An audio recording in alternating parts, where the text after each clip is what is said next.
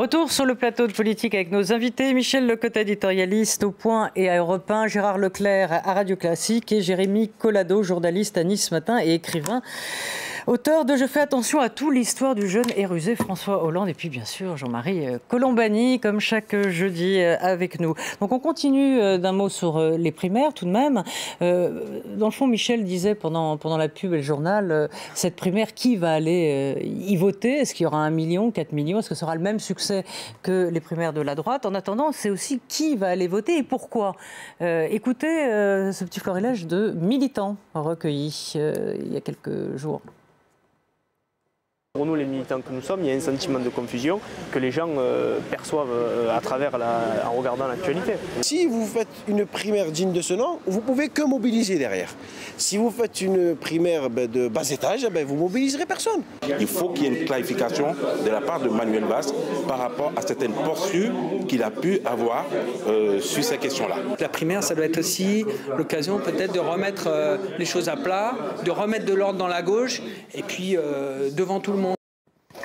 Comme dirait le général, vaste programme. Alors, Jérémy, à qui s'adressent ces primaires? Parce que, comme on disait tout à l'heure, à Montebourg, on ne voit pas la différence. Et Valls, qui n'est plus de Valls, c'est du pareil au même. Payons là-dessus.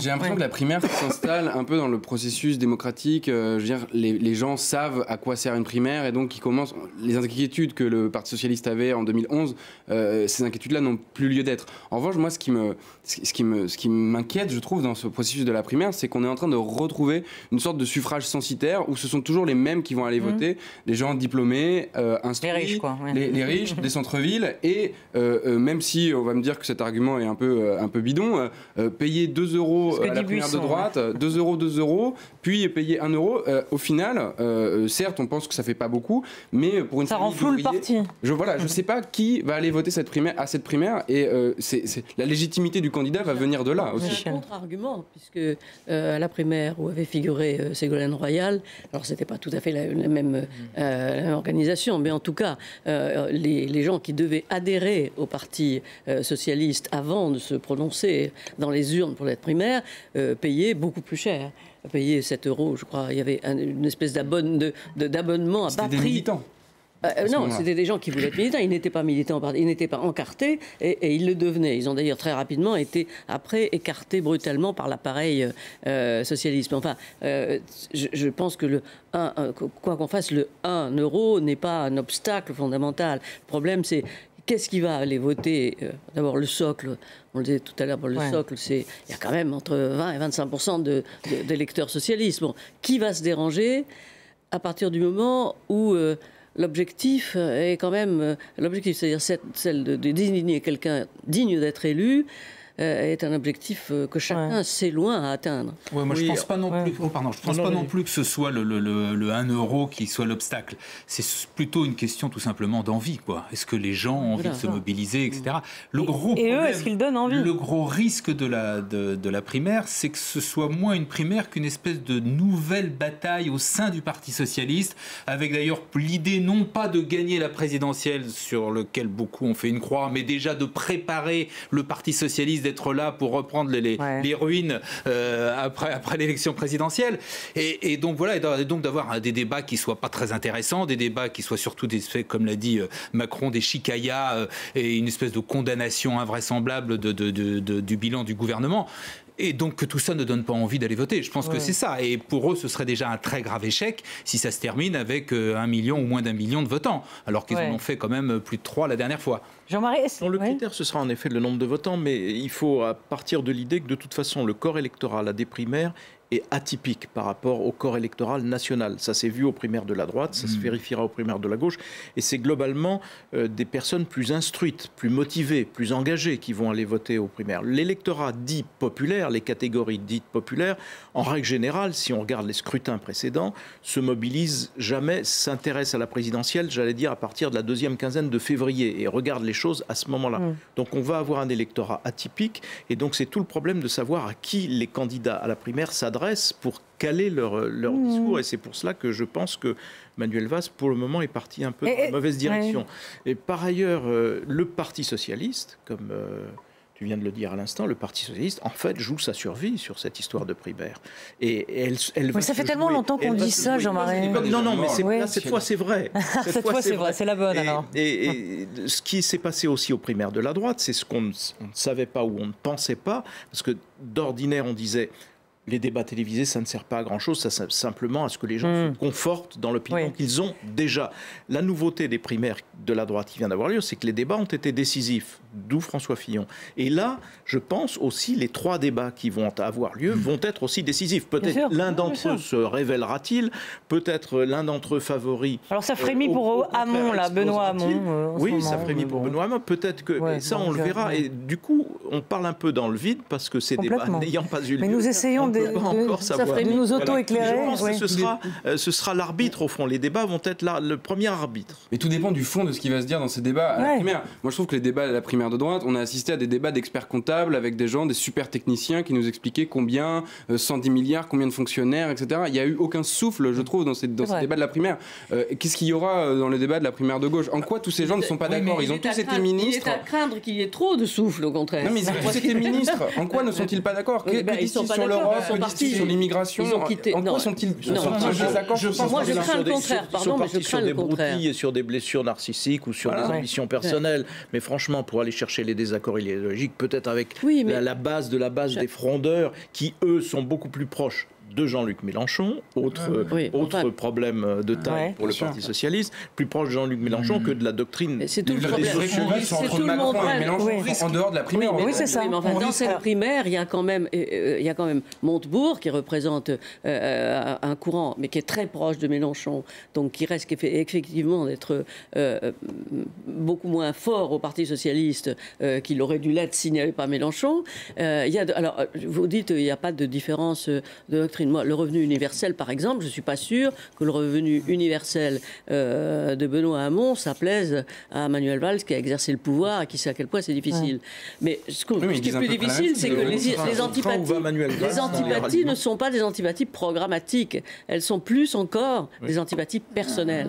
Et c'est en ça où elles sont moins canalisables, parce que déjà, quand on voit les premières déclarations des uns et des autres, sont beaucoup plus violentes que n'étaient les déclarations de chacun. Mais ce que dit Jérémy, le fait que ceux qui tireront leur épingle du jeu, ce sera justement les hors-système, c'est Mélenchon et Macron. On verra. Mais je pense que la primaire de droite, le souci qu'il y avait, c'est qu'en gros, ils étaient à peu près tous d'accord, en tout cas sur les questions économiques. Là, ce n'est pas du tout la même chose. Et là, je m'inscris en faux quand vous dites qu'ils disent la même chose. Ce n'est pas vrai. Entre Benoît Hamon, Manuel Valls... Entre Hamon et Montebourg, ils disent la même chose. Non, ils ne disent pas la même chose. Sur la mondialisation, ils ne disent pas la même chose. Sur l'Europe, ils ne disent pas la même chose. Sur le temps de travail, ils ne disent pas la même chose. Et non seulement ils ne disent pas la même chose, mais les oppositions sont extrêmement violentes. Enfin, écoutez ce que dit Montebourg du bilan du gouvernement. On l'entend plus du tout. De renoncement, de reniement, de trahison. C'est des mots qui sont quand même extrêmement violents. C'est des mots, des paroles. Alors, Montebourg fait une spécialité de la violence dans les mots et des effets de manche. Non, mais c'est pas une question de violence. S'il rencontrera un électorat ou non. Et c'est vrai que Benoît Hamon est en train d'avancer ses pions. Oui, il avance ses pions, mais enfin, c'est le troisième homme. Alors, par référence à Fillon, on dit attention au troisième. Mais moi, je suis tout à fait d'accord sur le fait qu'il y a des différences très importantes, ne serait-ce que sur les dogmes. On a bien vu, la gauche s'est déchirée sur le travail. Pourquoi ne se déchirait-elle pas là, maintenant, pendant le débat, pendant les débats, le travail. Il y a 30 frondeurs qui ont pesé pour... Mais non, pas 30 frondeurs. Il y a une vraie opposition à la loi Manuel Valls était au gouvernement. avait parlé... Et avant. Mais là où quand même, il faut remettre les choses à plat, c'est que ce soit Montebourg, Hamon, Peillon, Valls, ce sont des gens qui se connaissent depuis des décennies, qui s'unissent, qui se trahissent, qui se connaissent. Non mais Gérard, ils ont fait alliance, ils se sont trahis, ils se sont désunis, ils ont fait... C'est Dallas. Arrêtons de dire que... Non, il y a eu d'un côté, ils n'étaient pas sur la même ligne dans les différents congrès. Manuel Valls n'a jamais été, sauf pour dire... Je ne parle pas de Valls, mais les autres, effectivement, ils étaient tous au NPS. Mais ça n'empêche que maintenant, quand Manuel Valls à parler, aujourd'hui il essaye de rectifier les choses. Il ne faut pas qu'on tombe dans le panneau. Que ça pose un problème. Quand il a parlé de gauche irréconciliable, quoi qu'il dise, il pensait de gauche irréconciliable au sein du Parti Socialiste. C'est pas seulement le panneau, moi je pense plus à Mélenchon et au Voilà. C'est pour ça que moi je pense qu'on a beaucoup parlé de... Attends, on parle tous en même temps là. On a beaucoup parlé de... Vous souhaitiez qu'on se coupe les uns les autres. Oui, enfin, on vous a entendu au-delà de vos espérances. Non, parce que c'est vrai que je vous ai dit de vous couper, mais bon, pas parler en même temps. Alors laissez-moi Jérémy. Je plaisante. Mais on parle d'Emmanuel Macron. Quel est le socle électoral, pareil, d'Emmanuel Macron? Aujourd'hui, je pense que alors c'est très difficile de faire des pronostics puisque tout le monde s'est un peu planté sur Fillon, et c'est d'ailleurs pour ça qu'on essaye de parler de Hamon en disant regardez, Hamon est en train de devenir le Fillon de la gauche. Voilà, je pense que c'est encore un travers journalistique parce qu'on est passé à côté de Fillon, entre guillemets. Mais celui qui va tirer vraiment son épingle du jeu, à mon sens, c'est Jean-Luc Mélenchon. Il a un appareil, malgré tout, les communistes le suivent. Il a une ligne idéologique. Dans la primaire pour l'instant. On parle de la primaire. Non, mais on parle de la primaire. Alors elle est peut-être. Il aiguille la primaire aussi de gauche, parce que certains, ce que fait Montebourg est différent selon que Mélenchon sera à 10, 15, 20%. Voilà. Oui, mais ça, donc je vais voler un peu au secours de Jérémy. Merci. Regardons la situation telle qu'elle est. Oui. La situation telle qu'elle est, c'est que pour l'instant la gauche est éclatée en 3 morceaux. Vous avez l'extrême gauche, donc Jean-Luc Mélenchon qui est très haut, probablement beaucoup plus haut qu'il ne sera à la fin, mais on verra. Vous avez les gens qui se disputent la candidature socialiste au sein de la primaire dite de la gauche, mais qui est en fait une primaire interne au Parti socialiste. Et vous avez Emmanuel Macron. Si la primaire, la logique, c'est que sorte de la primaire un candidat et un élan suffisant, auquel cas vous verrez aussitôt la gauche, une bonne partie de la gauche se resserrer autour de lui, et vous verrez baisser le score de Jean-Luc Mélenchon, et vous ramènerez Emmanuel Macron à l'ère d'influence du centre, le centre. Bon. En même temps, si la primaire se passe mal, si en effet, comme le dit Gérard, ils s'empaillent sur des questions graves et lourdes, type le travail, la durée du travail, etc., si donc ils perdent en crédibilité, ils s'affaiblissent, à ce moment-là, vous aurez, le risque qu'il court, c'est qu'Emmanuel Macron continuera sa progression et pourrait bien, va-t-il durer, au seuil du scrutin, devenir le réceptacle de ce qui sera la clé du scrutin pour la gauche, c'est-à-dire le vote utile. Est-ce que Emmanuel Macron peut aller jusqu'à être celui qui récupérera le vote utile? J'observe qu'aujourd'hui, il se repositionne très clairement à gauche, Emmanuel Macron, très clairement à gauche, et dans ses discours, il désigne 2 adversaires, Marine Le Pen, François Fillon. Et donc, il prépare le terrain. Oui, non, pas comme tout le monde. Il aurait pu cibler aussi des socialistes. Il prépare le... Mais si, il est à droite, je suis désolé, Roselyne, c'est ça. Oui, enfin, c'est sa famille. Enfin, non, il en est sorti, mais... Ça n'était pas évident. Ça n'était pas évident. C'est un des éléments nouveaux de la situation actuelle. Ouais. Et si la primaire de la gauche est ratée, Emmanuel Macron pourra rêver de s'installer comme le réceptacle du vote utile à gauche. Et vous verrez, quoi qu'il arrive, de toute façon, dès lors qu'il y aura un candidat qui peut rassembler le vote utile, vous verrez Jean-Luc Mélenchon reculer parce que, manifestement, 13 ou 14 points, c'est trop par rapport à son... C'est pour ça que cette primaire, elle est capitale, à vrai dire. Parce que si elle est ratée, et elle peut être ratée soit par le nombre des votants, soit par la qualité des échanges entre les hommes, soit par les diverses conceptions de la social-démocratie, etc. Je vais pas. Bon, donc, de l'avenir, je trouve, l'avenir de l'élection présidentielle tient beaucoup à cette primaire où il y a 1 million de votants, des combats, et le Parti socialiste, effectivement, n'existera plus, ne comptera plus pour la campagne. Bon, et où elle est réussie, et après tout, ça peut être possible s'ils se mettent un peu du plomb dans la tête. Et surtout, et là, tout change avec un candidat donc relégitimé. La question aussi à 1000 points, c'est que va faire Hollande? Va-t-il à un moment se décider à soutenir l'un ou l'autre d'une manière ou d'une subtilement, ou quel fils préféré va-t-il choisir? Et puis, on voit bien que sa famille, les proches de Hollande, on les voit bien se diviser. On voit bien l'avocat Jean-Pierre Mignard et Ségolène Royal. Ça, c'est de la sphère privée. Voilà. Mais la sphère publique, c'est-à-dire Jean-Yves Le Drian, c'est Manuel Valls. Sapin aussi. D'autres. Michel Sapin, c'est Manuel Valls. Mais Stéphane Le Foll, ça peut être... Ségolène, c'est Macron. Ségolène, c'est un planète à part. Mais sans compter Payon, qui est soutenu par Moscovici, par exemple. Donc quand même, on a l'impression qu'il y a un vrai éclatement de ce qui fut autrefois l'entourage politique. Mais il n'a pas à s'en mêler à ce stade. Je voudrais pas qu'il s'en mêle. On va dire un mot de la droite tout de même, avec François Fillon qui a gagné, puis qui a organisé organisé le parti, puis qui a été porté disparu. Seul signe de vie, c'était la tribune dans le Figaro pour expliquer combien il n'avait pas été compris sur la sécurité sociale. L'ancien Premier ministre a été rattrapé par le fameux « quand c'est flou, c'est qu'il y a un loup ». Et sur cette distinction incompréhensible sur les petites, les grandes maladies, les rhumes ou les gros rhumes. Donc aujourd'hui, il fait marche arrière et dit qu'il faut dresser un diagnostic solide avant de continuer à avancer sur la santé. Donc, est-ce que là, c'est pas, il y a deux leçons peut-être de dire ça. Déjà, les Français qui disent on veut des réformes et puis au moment de les faire, au secours. Et les politiques ne devraient pas être plus prudents aussi avant de proposer des programmes qui s'avèrent infaisables. Je ne suis pas d'accord avec vous sur le flou. Il était très clair sur la santé. Il a dit d'un côté la sécurité sociale sera réservée aux maladies graves. Mais c'est quoi les maladies graves et de longue durée? Pourquoi il fait demi-tour alors? Je pense que tout simplement parce qu'il se rend compte que là, il a touché à quelque chose qui est extrêmement sensible chez les Français. Le lendemain de l'émission télé où il a dit ça, dans les bistrots, on ne parlait que de ça. Et il s'est rendu compte que justement il était allé trop loin. C'est quand même une erreur. C'est quand même une erreur. C'est ce que je dis. Et là, il est debout sur les mal préparé. Mais c'est ce que je dis, oui. Le programme de François Fillon était parfait pour un électorat de droite, avec deux piliers, petits et moyens patrons et la France catholique. Pas la France catholique de la manif pour tous, la France catholique de l'épiscopat, des pratiquants, etc. Les messages étaient très ciblés. Par exemple, dans son programme, il y a l'augmentation des places dans les écoles privées. Ça parle à beaucoup de gens. Autant c'était bien calibré pour cela, autant quand il se retrouve, et c'est la différence avec Alain Juppé. Alain Juppé parlait au pays, et son programme, au fond, satisfaisait une large majorité du pays. Mais il n'a pas parlé à l'électorat de la droite, qui était encore une fois le problème dont on a parlé tout à l'heure pour la gauche. Quel type d'électorat se déplace pour la primaire?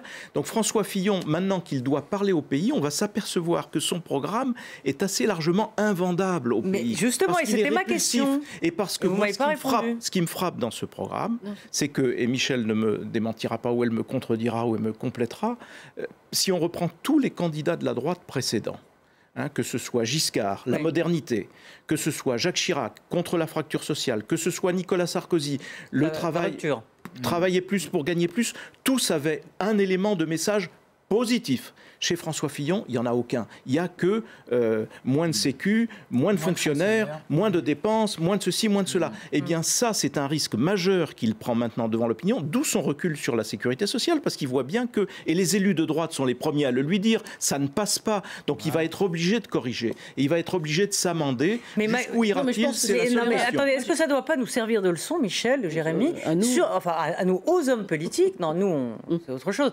Mais de leur servir de leçon sur faire des états généraux, je ne sais pas, avant de faire des programmes, de voir s'ils sont... Attendez, ils n'ont pas arrêté. Écoutez, il n'a pas arrêté, il a consulté je ne sais pas combien de gens, chacun consulte je ne sais pas combien d'experts, c'était une erreur. Et moi, je me rappelle, je ne sais pas si vous avez encore le souvenir de ça, mais vous vous rappelez que quand... Ça reste l'élection piège à con, alors. Martine Aubry, à un moment donné, lorsqu'elle était ministre des Affaires sociales, envisageait cette définition du petit risque ou du gros risque, et elle y a renoncé très très rapidement parce qu'elle s'est aperçue, c'est une usine à gaz, de discerner. Les ménages les plus modestes, les gens les plus modestes. Ce passage n'avait pas été assez préparé, assez médité, ça c'est sûr, et donc c'est plus un ajustement qu'un recul, parce qu'après tout il vaut mieux, il y en aura d'autres, mais il vaut mieux enlever une bêtise, il vaut mieux enlever une bêtise qu'en rajouter une. C'est vrai. Je suis d'accord avec vous, le programme était clair, le programme c'était d'avoir plus d'assurance privée et moins d'assurance maladie, et donc de revenir sur une partie du programme du CNR, etc. Compris, mais c'est le petit risque. Non, mais donc moi je ne suis pas convaincu qu'il ait voulu dire n'importe quoi. Au contraire, je pense que François Fillon a beaucoup réfléchi. Simplement, il a fait ce que beaucoup d'hommes politiques font, c'est-à-dire ce que vous disiez au tout début de votre introduction, se rogner sous une pression médiatique, sous la pression des élus qui, comme disait Jean-Marie... Non, c'est proposé pour gagner. Une fois de plus qu'on a gagné, on ne le fait pas. Non, mais il pourrait le faire. Mais il pourrait le faire. Non, mais il est désigné aux primaires. Je peux me permettre, il y a encore désigné aux primaires. une candidate stable, qui est Marine Le Pen. Bien sûr. Dans tout ça. Et que Marine Le Pen est allée bien en tête contre la classe sociale. Oui, et moi je pense que c'est ça qui l'a fait reculer, c'est qu'à mon sens, il se dit que maintenant que la primaire est terminée, il va falloir convaincre l'électorat populaire. Et l'électorat populaire. On le convainc, à mon avis, sûrement pas sur un programme économique et sûrement pas, encore moins, avec un programme économique de casse sociale. On le convainc sur des programmes d'immigration, de sécurité, d'identité, avec d'autres choses. Il a 6 mois pour le faire. Et c'est d'ailleurs on parle de lui comme si c'était déjà engagé sur un programme présidentiel. Et il a gagné quand même fait un livre. Il a gagné une primaire. Non, mais il a gagné le une problème primaire à de gauche. François Fillon, mais il gérera ça très bien, sûrement. Voilà, mais son problème, c'est que pendant les débats, il nous a expliqué, cette fois, c'est différent. On ne va pas toucher au programme. Donc, vous allez le voter. Si vous le votez, on ne touchera pas. Je n'estime pas que ce soit touché au programme. Franchement, bien sûr qu'on voit bien comment les institutions privées et des assurances privées pouvaient prendre le dessus. Oui. Mais je crois que de toute façon, objectivement, la notion de petit et de grand risque, c'est une grosse bêtise, parce qu'encore une fois, une grippe, c'est rien pour quelqu'un qui a 40 ans, et c'est mortel pour quelqu'un qui en a 80. C'est pour ça que je parlais de flou. Donc là, vraiment, c'était vraiment une erreur technique. Quoi. Mais vous ne m'avez pas tout à fait répondu encore à la véritable question qui était est-ce que les... Mais non, mais bon, de toute façon, il faut rendre l'antenne. C'était est-ce que les politiques ne doivent pas être plus prudent avant de proposer des... Voilà, c'est tout.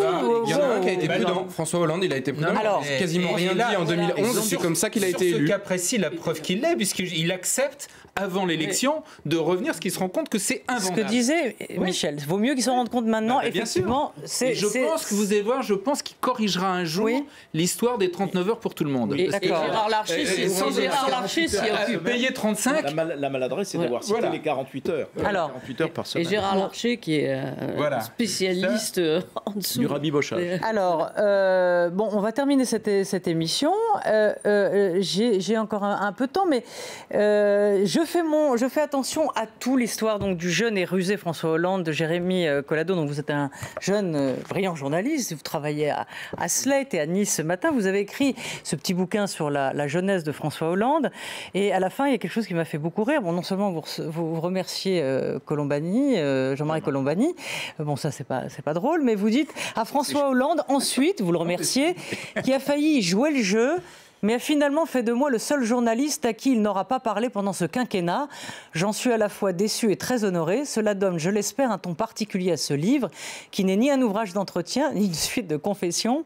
Donc, qu'est-ce que vous avez découvert chez François Hollande? Ce qui est très dommage, c'est qu'il a failli jouer le jeu et qu'au début, il a commencé par me proposer des noms, etc. Simplement, quand j'ai demandé à ses conseillers pourquoi ils ne m'avaient pas répondu, ils m'ont dit, il ne t'a dit ni oui, ni non. C'est un petit peu ça, François Hollande. C'est-à-dire que jusqu'au bout, Moi, ce que j'ai découvert, c'est que tout était contenu déjà dans son enfance, son parcours, etc.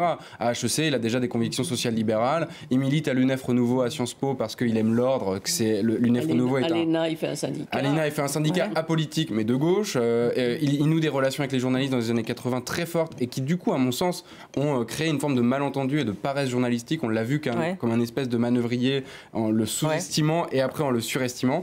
Donc, j'espère que ce livre et que le renoncement de François Hollande va peut-être faire qu'on va s'intéresser davantage à lui et tirer son bilan dans 15, voilà, si vous voulez tout savoir sur la jeunesse de François Hollande, c'est aux éditions La Tango. Merci Michel, merci Gérard. Merci à Jean-Marie. Donc on se retrouve en 2017, on prend quelques vacances et on se retrouve tous en pleine forme pour affronter les primaires de la gauche. À bientôt.